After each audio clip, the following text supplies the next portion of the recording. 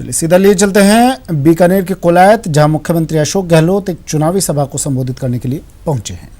हमारे लोकप्रिय प्रत्याशी मदन गोपाल जी मेघवाल साहब, आदरणीय रघुनाथ सिंह जी भाटी पूर्व प्रधान, महेंद्र गहलोत जी देहात कांग्रेस के अध्यक्ष, भाई लक्ष्मण जी, श्याम सिंह जी भाटी ब्लॉक अध्यक्ष, रूपाराव जी मेघवाल, मोहन जी कप्तान, भागीरथ जी तेतरवाल, गणपत राम जी पूर्व प्रधान, सुनीता जी कोड, हमारे नए साथी ढूंगराम जी गैदर, डॉक्टर तनवीर मालावत जी, हजय राम जी गैदर और अन्य उपस्थित हमारे तमाम साथीगण, भाई और बहनों, नौजवान साथियों, मुझे बहुत प्रसन्नता है कि कोलायत की पावन धरा पर आप सबके दर्शन हुए, सबसे मिलने का सौभाग्य मिला। जैसा मेरे पूर्व वक्ता ने कहा आपको कि कांग्रेस पार्टी और उसके राष्ट्रीय अध्यक्ष राहुल गांधी जी ने सोच समझ करके आपके बीच में कांग्रेस के उम्मीदवार के रूप में मदन गोपाल मेघवाल को भेजा है। हम सब यहाँ पर इकट्ठे हुए हैं आपसे प्रार्थना करने के लिए, आग्रह करने के लिए आप सबका आशीर्वाद मिले उनको, वो भारी मतों से जीत के जाएं और जीतने के बाद में वो आपके बीच में रहेंगे, आते जाते रहेंगे, आपके सुख दुख में साथी बनेंगे और अपने क्षेत्र के विकास में कोई कमी नहीं आने देंगे। ये बात हम लोग कहने के लिए हम हाजिर हुए हैं। मुझे खुशी है, आप में जो उत्साह है, 2-3 बार तो हाथ खड़े करवा दिए आपके, और मैं देख रहा था कि जम के आपने हाथ खड़े किए। उसके माने ये है कि आपने आशीर्वाद दे दिया है इनको, ये मैं कहना। अब आपकी अरे भाई आपसे मेरा यही रहेगा निवेदन, हालात बड़े गंभीर है देश के अंदर, उनको समझने का प्रयास हमें करना चाहिए। मोदी जी पिछले चुनाव में स्पष्ट बहुमत जीते थे चुनाव, हालांकि वोट ज्यादा नहीं मिले, आपको शायद मालूम नहीं होगा, 100 में से 31 वोट मिले सिर्फ उनको, 100 में से 31 वोट मिले, 69 वोट 69 वोट के खिलाफ पड़े थे उस चुनाव के अंदर भी। पर लोकतंत्र है, सीटों के हिसाब से वो स्पष्ट बहुमत से सरकार बनाई और जो वादे किए उन्होंने, काला धन लेके आऊंगा या महंगाई कम कर दूंगा, नौजवानों को नौकरी देंगे 2 करोड़ प्रति वर्ष, पता नहीं क्या क्या बोलते थे वो। अगर वो उस जमाने के आप टैप सुन लो उनके बोले गए कि, तो कांग्रेस को कैंपेन करने की जरूरत नहीं पड़ेगी। इतने असत्य वादे किए गए, जुमले बोले गए कि आज तक लोग पूछते हैं उन जुमलों का क्या हुआ। 15 लाख में खाते मारेंगे, ऐसा माहौल बना दिया देश के अंदर कि मोदी जी प्रधानमंत्री बन गए तो ये आदमी आकाश से तारे तोड़ के जमीन पे ले आएगा, तो कुछ भी नहीं हुआ 5 साल में। एक ऐसा माहौल बन गया, बीच में घृणा का, नफरत का, हिंसा का माहौल बन गया। कहीं लीचिंग हो रही है, कहीं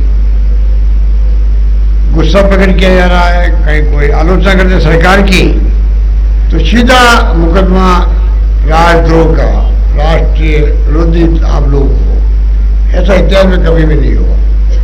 सारे लोग दुखी हैं। नोटबंदी और जिस प्रकार से की गई जीएसटी लाए गए, राहुल गांधी कहते हैं हम जीएसटी लाएंगे, सरकार में आएंगे तो असली जीएसटी वो होगी जब एक टैक्स लगेगा, सिंगल टैक्स वाली जीएसटी होगी।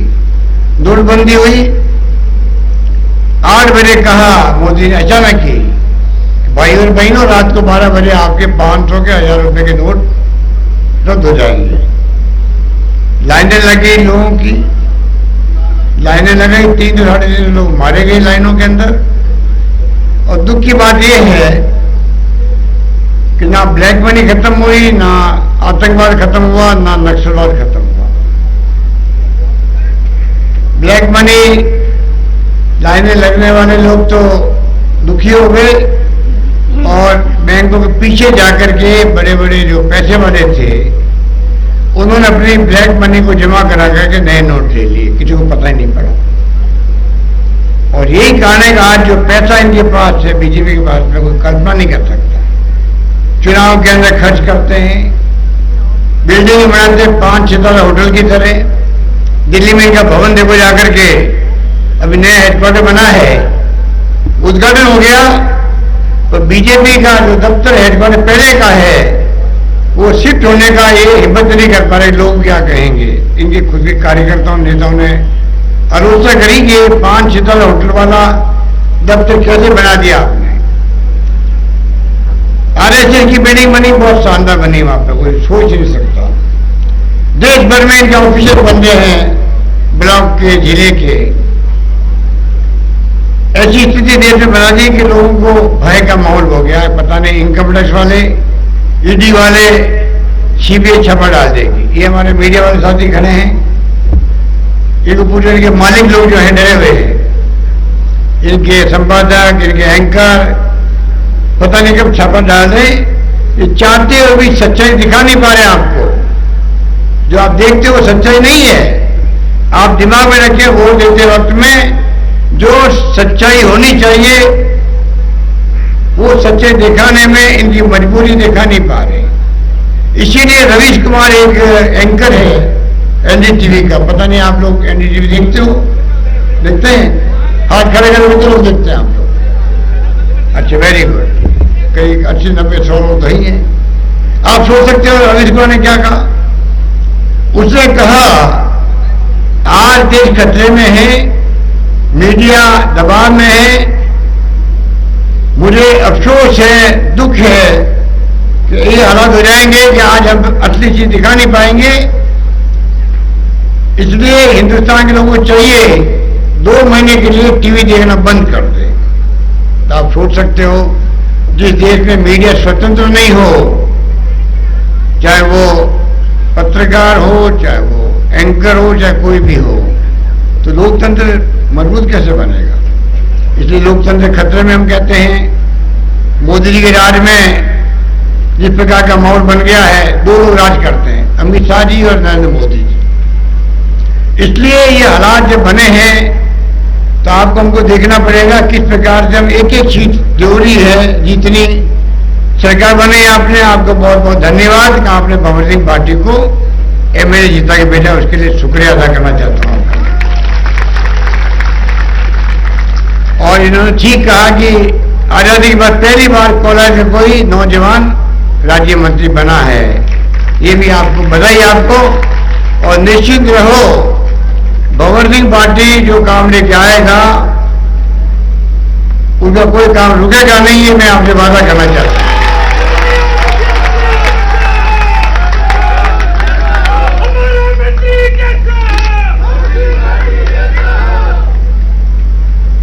भंवर सिंह पार्टी जैसा हो।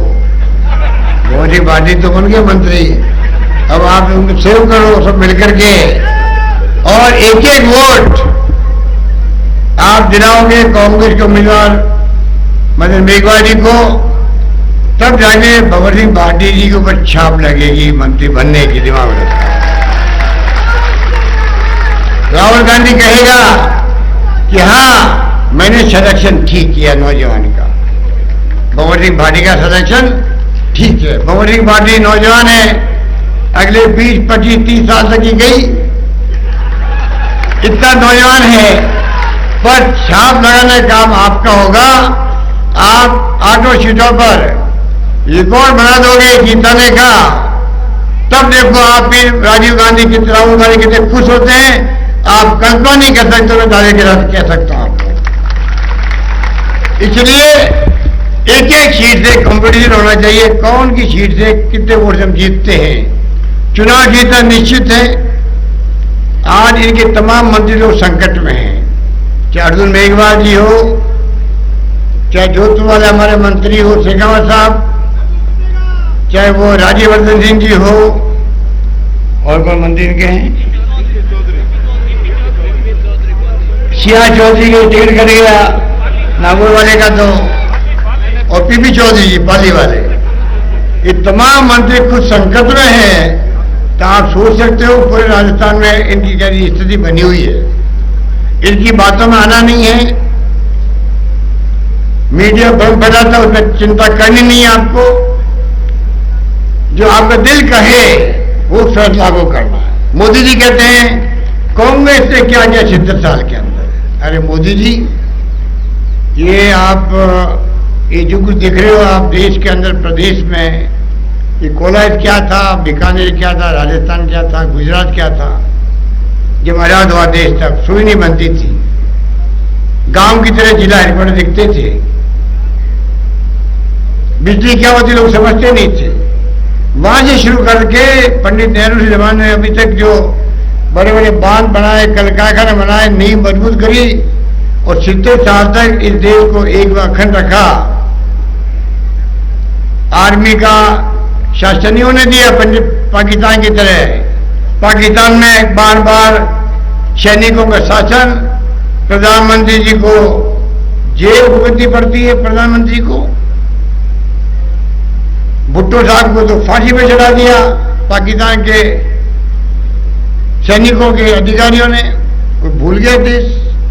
हमारे यहाँ जितनी बार हाल बदला है, एक सेकंड नहीं लगा इंदिरा गांधी ने चुनाव हारते ही मुरारी भाई देसाई को सत्ता सौंप दी। कितनी बार ऐसे फैसले हो गए। ये वो मुल्क है। अभी लोग समय ठीक कह रहे थे, पाकिस्तान के 2 टुकड़े हो गए, बांग्लादेश बन गया। 90,000 कर्नल, जनरल, मेजर, सैनिक, सबके हथियारों को सरेंडर करवा दिया हमारी आर्मी ने। ये तो बहादुरी का काम किया था उस जमाने के 71 के अंदर। मैं तो खुद गया था वहां बॉर्डर पर। शरणार्थी 1 करोड़ लोग आ गए थे हमारे देश के अंदर। 1 करोड़ लोग आए शरणार्थी बांग्लादेश से, तब जाके युद्ध की शुरुआत हुई थी। आजाद हुआ वो मुल्क। मुझे उन शरणार्थी की सेवा करने का सौभाग्य मिला था बचपन के अंदर, कि मुझे मालूम है क्या माहौल वहां पे था। ये क्या बात करेंगे।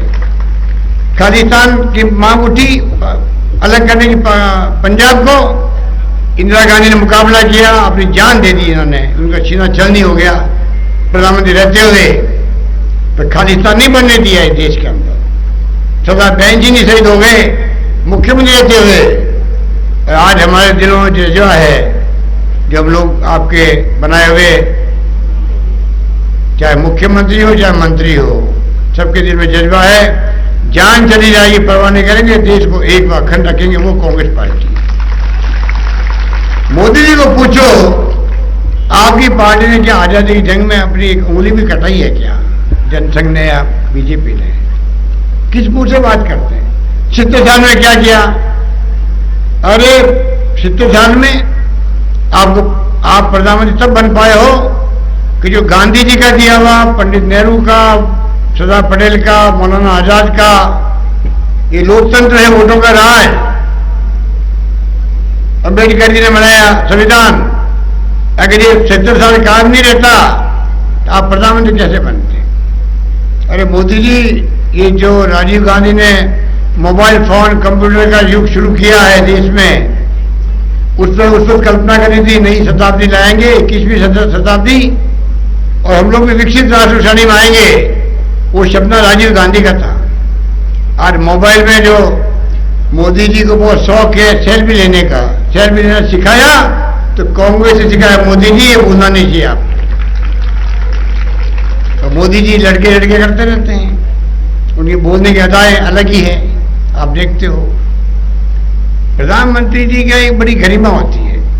प्रधानमंत्री जो बोलते हैं कि किसी पार्टी प्रधानमंत्री हो, वो पार्टी के बाद में देश का प्रधानमंत्री पहले होता है। मोदी जी वो प्रधानमंत्री है, अपनी पार्टी के प्रधानमंत्री है, देश के प्रधानमंत्री के रूप में वो पेश नहीं आ रहे हैं। इस बात का हमें दुख है। प्रधानमंत्री बोलते हैं, उनके हर शब्द देशवासियों को दिल को छूने वाले होने चाहिए। हाँ, ये बात प्रधानमंत्री ठीक है, चाहे वो किसी पार्टी का है। विचार मिलते हैं नहीं मिलते, तब भी भावनाएं निकलनी चाहिए। पंडित नेहरू ने कहा था आराम हराम है, आज भी लोग याद करते हैं। लाल बहादुर शास्त्री ने कहा था जय किसान जय जवान। पैचर युद्ध के बाद में युद्ध हुआ था पाकिस्तान के साथ में, आज लोग अभी तक याद करते हैं। सोमवार को उपवास रखते हैं। साथी जी कहा हुआ है इंदिरा गांधी ने गरीबी हटाओ की बात करी, 20 पॉइंट प्रोग्राम लेके आई, बड़े बड़े फैसले किए ऐतिहासिक, लोग याद करते हैं। राजीव गांधी ने कहा था हम नहीं 27 में ले आएंगे देश को। ये तमाम बातें आपके जहन में। ये तो मैं कहना चाहूंगा फैसले हमने बहुत अच्छे किए हैं। अभी राहुल गांधी जी ने जो मैनिफेस्टो बनाया है, जनता को पूछ के बनाया है, पूरे देशवासियों को पूछा आप क्या चाहते हो। मोदी जी मन की बात थोपते हैं, राहुल गांधी ने कहा नहीं हमें थोपनी नहीं है, जनता के मन की बात सुननी है, सब वर्गों की, चाहे किसान हो, चाहे वो मजदूर हो, नौजवान हो, छात्र हो, युवा हो, महिलाएं हो, दलित हो, पिछड़ा हो, आदिवासी हो, वो क्या चाहता है। और मैनिफेस्टो बना है कांग्रेस का उसी ढंग से बना है जो पूरे देश में लोगों ने उसको अप्रिशिएट किया है। जिनके पास कोई जवाब नहीं है बीजेपी के बात में, उस पर कमेंट क्या करें। आपको समझना पड़ेगा जो न्याय योजना लेके आए हैं 72,000 रुपये प्रति वर्ष गरीबों के खाते में सीधा जाएगा बैंकों के अंदर। ऐसी योजना विश्व में कभी भी नहीं, आज तक कभी नहीं आई है। नरेगा लाए थे पहले